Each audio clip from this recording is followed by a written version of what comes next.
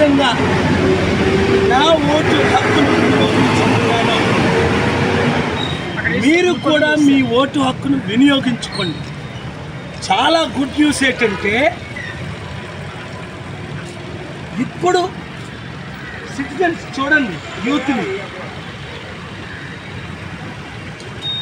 Educated youth percentage పెరిగింది.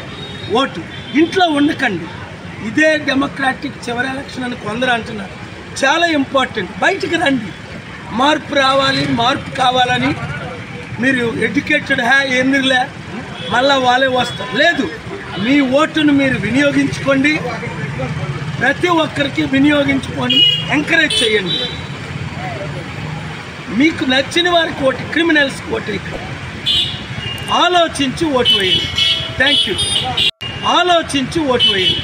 Thank you.